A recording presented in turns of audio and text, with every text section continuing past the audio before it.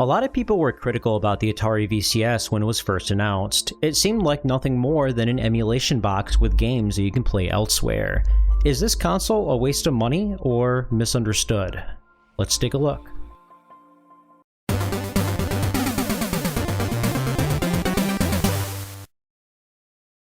What's going on? It's Pojer coming at you with another video. Well, first thing I'm going to say is Merry Christmas, Happy Holidays. You might be surprised that I'm making a video today. It just happens to be Wednesday. I really hope y'all are having a good holiday, whether it's being with your family or eating your favorite food. Hopefully this video will give you some cheer. Alright, so if you've seen a few of my videos and you like what I do, hit that subscribe button right down there. And how do you feel about the Atari VCS? Join my Discord server and tell me all about it. discord.pojer.net. Alright, well, here's my Christmas present to you. We're going to be talking about the Atari VCS.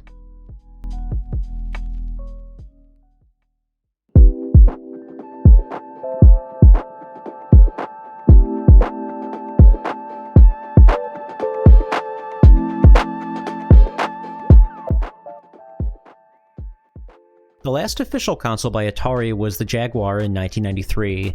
This would be their last-ditch effort to re-establish themselves as a heavy hitter in the gaming industry. Unfortunately, the console would end up being a commercial failure. It had a poor lineup of games, and the console was difficult to program for. The publisher of the Jaguar, Atari Corporation, led by Jack Tramiel, would abandon the gaming industry completely, and all the assets would eventually go to Hasbro, who then would be bought out by Infogrames. Infogrames took advantage of the new properties by making a few Atari compilations on modern consoles, but in a surprising move, the company would decide to embrace the Atari name. Throughout the years, Infogrames, now under the name Atari, would try to reintroduce the old company to the video game market. In drugstores, you might have seen those Atari Flashback plug-and-play consoles on shelves. These consoles were made by AtGames and were officially licensed by the new Atari. In June of 2017, Atari would surprise everyone with a teaser video showing off a new console called the Ataribox. The video shows the console design, but doesn't go into detail otherwise. The CEO of Atari said it would be based on PC technology, but otherwise stayed quiet. Could this be a new console that's supposed to compete with Microsoft and Nintendo, or is it something different? A month later, Atari revealed that the console would have 4 USB ports and 1 HDMI port. It was also announced that the console would feature both retro games and modern ones. But the actual hardware specs were still not announced. It was still unknown whether Atari intends on this being a novelty item or if they're trying to re-enter the home console market. It would be insane if Atari made a new modern console after so many years. In September of 2017, Atari would reveal more information. The console will run on Linux and will run the same mid-range games that a PC can, but not high-end ones. The console will also be bundled with some retro Atari games. The CEO explained that he wanted to give PC gamers a way to play modern games on a TV screen rather than a computer monitor. There was still no explanation on what games will be available for this new console and whether there will be any exclusive games. Many people were skeptical about this new console. The Ataribox didn't seem like anything more than just an emulation box that runs games that are already available on other platforms. But there were supporters that were still happy that a brand new console by Atari was finally coming out after so many years, even if it's not the same Atari from 30 years ago. Some people compared the Ataribox to the Coleco Chameleon. For those who don't know, this was an upcoming console that shared some similarities with the Ataribox. The team behind the Chameleon kept making promises, but not showing any proof that a console was actually being made. When a prototype was finally shown, it was discovered that it was completely fake. After what happened with the Chameleon, some people were quick to question the Ataribox. Could they be doing the same thing? It seemed like it at first, but Atari would surprise us soon. In May of 2018, Atari would start an Indiegogo campaign that offered pre-orders for the new console, now called the Atari VCS. For those who don't know, the Atari VCS was what their original console, the Atari 2600, used to be called. I think it's stupid that they're giving their console the exact same name, and I would have preferred if they just kept it as the Ataribox. The pre-orders went way better than expected, making $2 million when the original goal was $100,000. There's clearly some demand for this console. But we still haven't seen any proof that the console is being made, and it's suspicious that they used Indiegogo instead of Kickstarter. With Kickstarter, you need a working prototype to use their platform, but with Indiegogo, you don't. Do they not have a working prototype yet? In 2019, Atari would start to publicly show their progress on the console. During E3 that year, they did set up a demo station where you could play some games, and we would also get some different console designs. In October of 2019, Atari would finally show us the inside of the console. So now we're starting to see that this console really is legitimate, but the question still remains on whether this has any appeal or if it's just an emulation box. The console would be released in December of 2020. The cost was $299 for the basic version and $399 for the all-in bundle, which includes 2 controllers. Seems awfully expensive, especially since the basic version doesn't even come with a controller. But the price would eventually go down. The basic version is now only $160 and the all-in bundle is $199. I personally got my all-in bundle on Black Friday from Walmart for $80. You really can't go wrong with that. Now that we've talked about the history of the product, let's see what it's all about. I've always admired the design of the console. It really does look like a futuristic version of the 2600. I also think the controllers look incredible. The joystick feels nice in the hands and it lights up depending on what direction you press, which is cool. It's obviously modeled after the original controller, but it has an additional button on one of the corners and a few extra buttons in front of the joystick so you can navigate through the menus. The second controller resembles a Switch Pro controller and is very comfortable. Both of these controllers are rechargeable and come with their own cords. Sadly, it's not USB-C, instead they went with micro USB, but I do appreciate that they included one cord for each controller. The only thing I don't like is that the controllers do feel cheap and are hollow inside. When you power on the console for the first time, it will prompt you to install some system updates and then create an account. You're immediately brought to a main menu that has all the games that are installed on your unit. What's nice is that Atari bundled this with 100 classic Atari games, more on this in a second. There's also a store where you can purchase and download games. There's also apps that you can install, which are basic ones that you would expect: Netflix, Hulu, Twitch, and some Google apps. Like I mentioned before, the Atari VCS runs on Linux, which was a smart move so that companies can easily port over their games. With that said, let's take a deep dive and see what this console has to offer. Let's start with the 100 games that Atari included. I'll admit that that's a very generous number of games to include for free.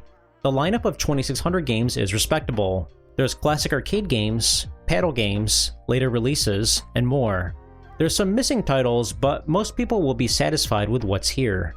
They also included a bunch of arcade titles. There's definitely some missing titles, but the fact that they even included arcade games is a nice bonus. Most collections only focus on the 2600.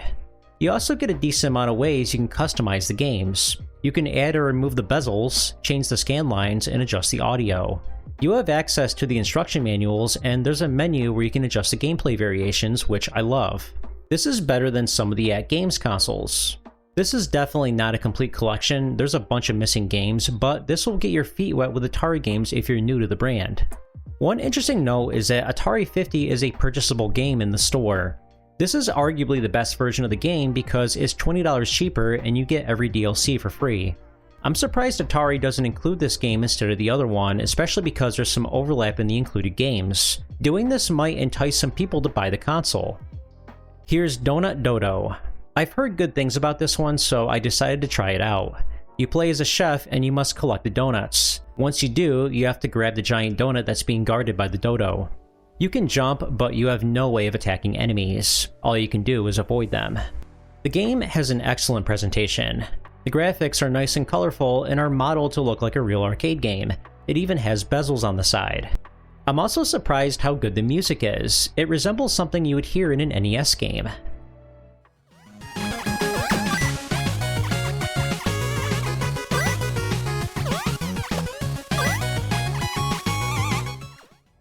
The game can be challenging at times. You have a short jump height, so it's difficult to clear enemies. The toilets are the most annoying enemies in the game because they're able to climb ladders and they cannot be jumped over.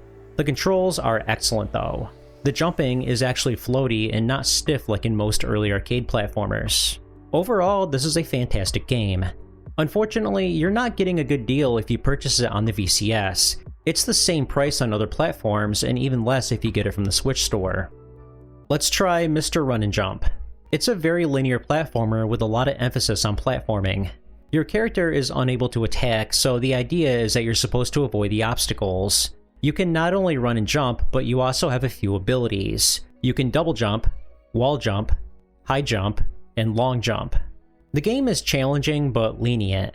You have unlimited lives, and if you die, you start back on the screen you left off on.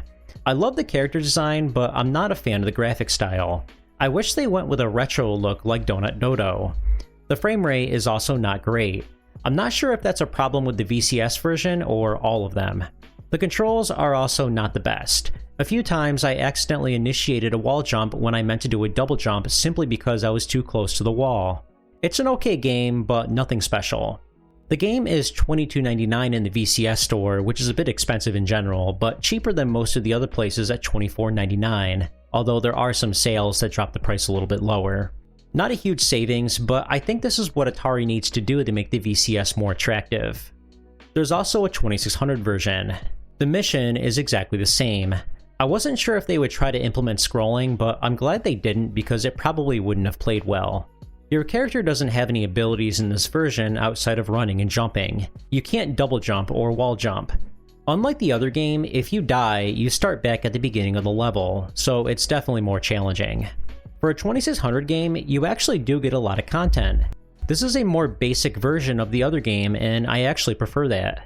I like that your character doesn't have too many abilities, and I prefer the minimalistic graphic style they chose. Overall, I did enjoy this console more than I thought that I would.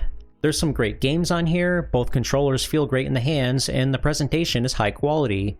The console also exists, which is more than what others can say. The Atari VCS needs a better lineup of games. I was surprised at how few games are available in the store, and some of them are just standalone 2600 titles. This console doesn't have any exclusive games whatsoever. There were some games that started out as exclusive, but then were released on other platforms later on. I don't think there's a lot of incentive for game developers to keep their games exclusively on the Atari VCS. Not many people are going to buy the console, which means less people will play your game. In my opinion, Atari should give companies an incentive to make games for their platform. I'll admit that any way you look at it, there's almost always a better alternative. If you treat the Atari VCS as a media device for YouTube and Twitch and so on, you can easily get a Roku stick for a fraction of the price. The games are also available on other platforms. But there's a few reasons to buy this. It does come with 100 games built in. You also get better deals on a few of the games in the VCS store. For example, Atari 50 is a great deal on this. The console also becomes a viable option with price drops. $80 for the all-in bundle was an incredible deal, which is why I went for it. You also might be in the rare category where you need a media device and you don't have any of the other platforms to play games. And of course, one of the best reasons to buy this is because it's cool. You don't need to justify it. It's not a waste of money if it makes you happy.